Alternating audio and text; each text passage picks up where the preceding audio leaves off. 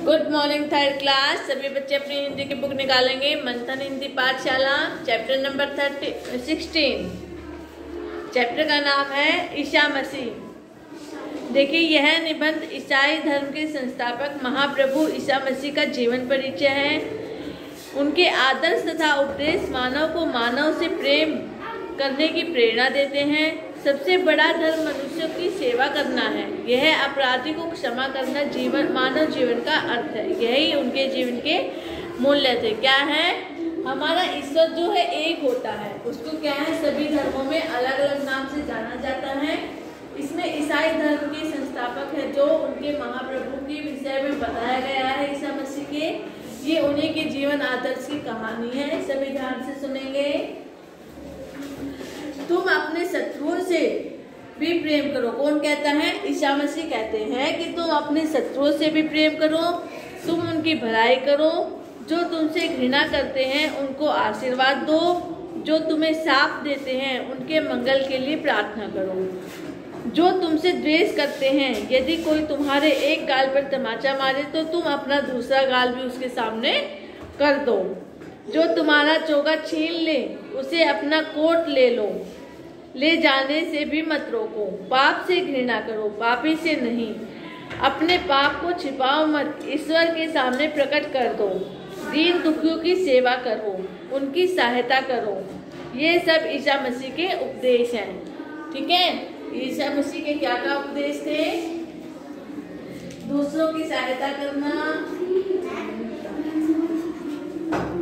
दूसरों की सहायता करना होती है। किसी से घृणा द्वेष नहीं करना। किसी के पास वस्त्र नहीं होती है, उनके दीन दुखियों की सहायता करना। ठीक है, सभी को क्या करना चाहिए? ईसा मसीह के उपदेश का पालन करना चाहिए। ये नहीं सोचना चाहिए कि वो दूसरे धर्म का है या किस धर्म का है। हमें सिर्फ उनके गुणों को अपनाना चाहिए। ईसा मसीह का जन्म यरूशलेम के पास बेतलहम नाम के छोटे से गांव में हुआ था। उनके पिता मरियम और यूसुफ नजारत में रहते थे।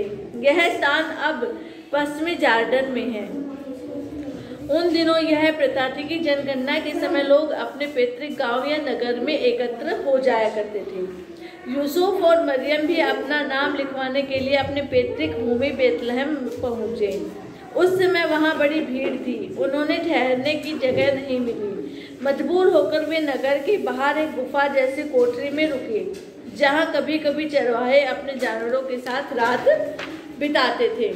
वहीं रात को उनके एक पुत्र हुआ। उन्होंने इस बालक का नाम जीसस रखा। जीसस को ईसा अथवा यीशु भी कहा जाता था। क्या नाम रखा था उसके बच्चे का? जीसस। जीसस को क्या कहते थे? यीशु भी कहते थे और ईसा भी कहते थे। उन दिनों महाराजा हेरोद राज्य करता था। वह बड़ा दुष्ट था। प्रजा उससे बहुत दुखी थी। उसे किसी ने बताया कि बेतलहम में एक बच्चा पैदा हुआ है जो आगे चलकर यहूदियों का राजा होगा। यह बात सुनकर वहां बहुत घबराया। उसने बालक ईसा की खोज की, जिससे उसे मार डाले। ईसा के माता पिता को जब इस बात का पता चला तो वे उसे लेकर वहां से चल दिए।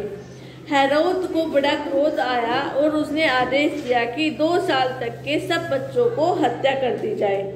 उसने सोचा कि इस तरह उसका शत्रु भी मर जाएगा, लेकिन हेरोद के सैनिक बालक ईसा तक नहीं पहुंच सके।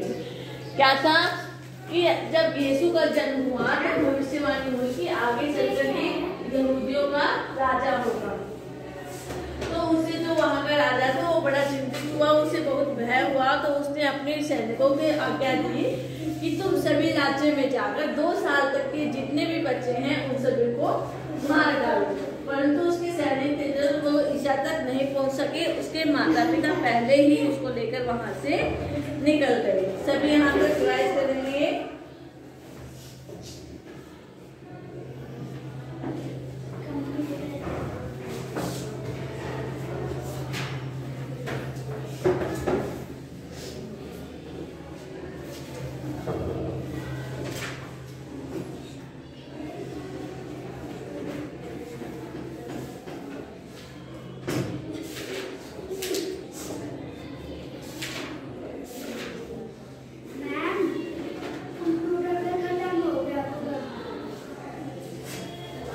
सभी रिवाइज करेंगे चैप्टर को, थर्ड क्लास।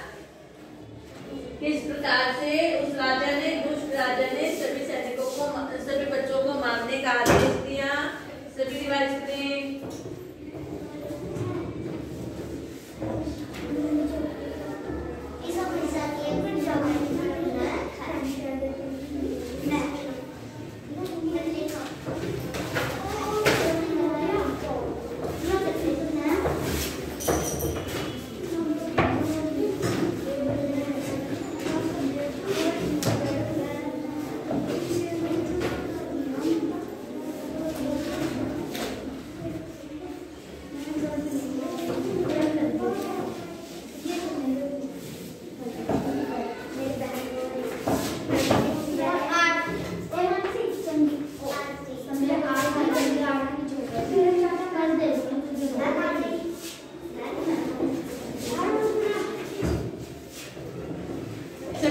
रिवाइज किया।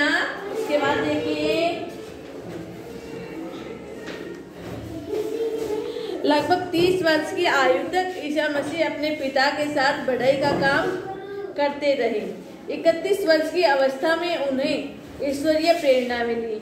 उन्होंने लोगों को उपदेश देना शुरू कर दिया। उनके कुछ शिष्य बन गए। वे गांव-गांव घूमकर लोगों को उपदेश देते थे। वे रोगियों की सेवा भी मन लगाकर करते थे। क्या था, उसके बाद जो उनके गुरु थे, ईसा मसीह थे, जो वो 31 वर्ष तक अपने पिता के साथ बढ़ई का काम करते थे। और बढ़ई का काम करते करते क्या था, वो 31 वर्ष तक उन्हीं के साथ, अपने माता पिता के साथ ही वहीं पर रहते थे।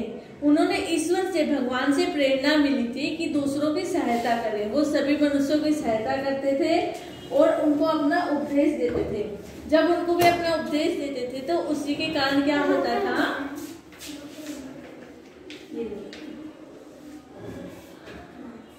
उपदेश देना शुरू कर दिया। जब वो उपदेश देते थे तो उनके उपदेश से जो मनुष्य होते थे वे उनके क्या हुए, शिष्य बन गए।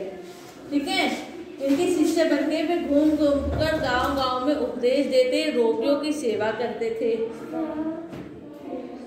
धीरे धीरे उनका यश दूर दूर तक फैल गया। असाध्य रोगी भी उनकी सेवा और आशीर्वाद से ठीक होने लगे।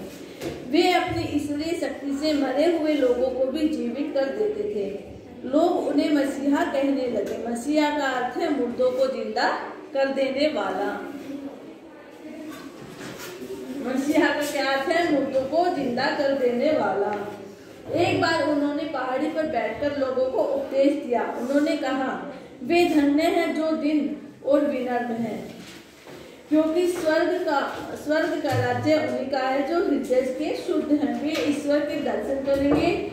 वे भी धन्य हैं जो पापों के लिए पश्चाताप करते हैं, क्योंकि उन्हें सांत्वना प्राप्त होती है। वे धन्य हैं जो मेल मिलाप कराने वाले हैं, क्योंकि वे ही ईश्वर के सच्चे पुत्र हैं। वे भी धन्य हैं जो न्याय के लिए कष्ट उठाते हैं, क्योंकि स्वर्ग उन्हीं का है।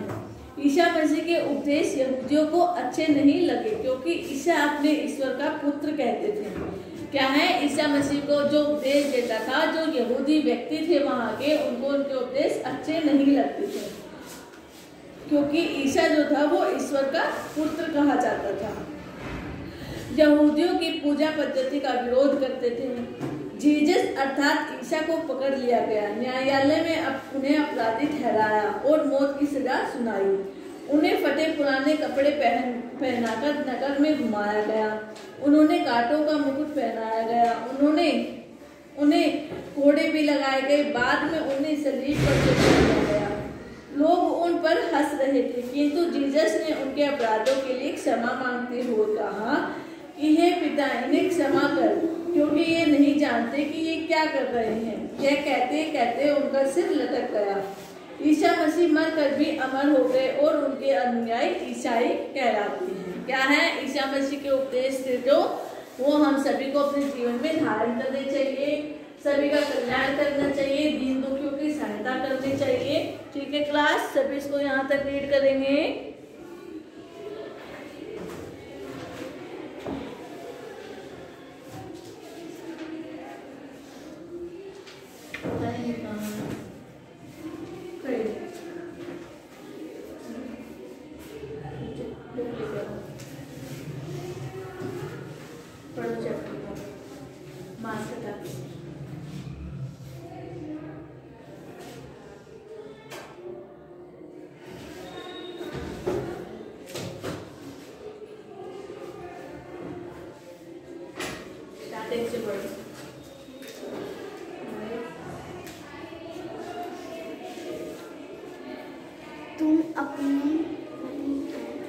शत्रुओं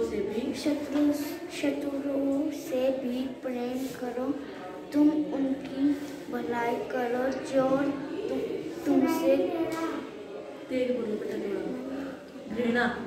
घृणा करते हैं, उनके आशीर्वाद दो जो तुम्हें शाप देते हैं, उनके मंगल के लिए प्रार्थना करो जो तुमसे द्वेष करते हैं। यदि कोई तुम्हारे एक गाल पर तमाचा मारे तो तुम अपने दूसरे गाल भी उसकी ओर कर दो। जो तुम्हारा चोगा छीन ले उसे अपना कोट ले जाने से भी मत रोको। पाप से घृणा करो, पापी से नहीं, अपने पाप को छिपाओ मत, ईश्वर को सामने प्रकट कर दो। दिन दुखियों की सेवा करो, उनकी सहायता करो, ये सब इसी सिंह को उपदेश है। ईसा मसीह का जन्म यरूशलेम के पास बेथलहम नाम के छोटे से गांव में हुआ था। उनके माता पिता मरियम और यूसुफ नजारत में रहते थे। यह शैतान अब पश्चिमी जॉर्डन में है। पढ़ो वहीं से देखते, इसका छोड़ा इसने, वहीं से आगे शुरू करो।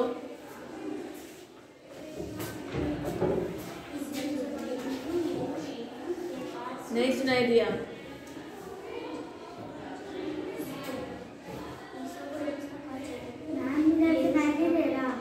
आप पढ़ो। तेज मास्क बताओ, तेज पढ़ो।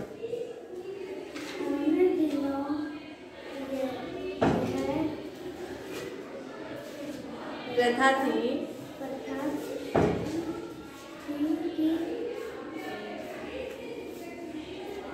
बैठो। उन दिनों क्या प्रथा थी कि लोग क्या थे, अपने जनगणना के लिए अपने अपने गांव जा रहे थे, ठीक है, अपने नाम लिखवाने के लिए वहां पर जा रहे थे।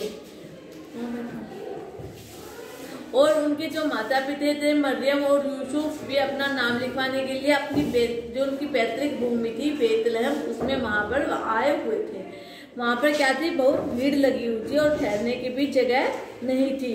तो क्या किया उन्होंने, मजबूर होकर नगर के बाहर एक कोठड़ा था, उसी में उन्होंने वहां पर रात बिताई। वहां कैसी रात जगह थी कि जो चरवाहे थे वो रात के समय जब लेट हो जाते थे वो अपना समय वहां पर बिताते थे। वहीं पर क्या हुआ, उसको एक लड़का हुआ जिसका नाम क्या रखा गया था, जीसस, ठीक है। जीसस को ईसा भी कहते थे और यीशु भी कहा जाता था।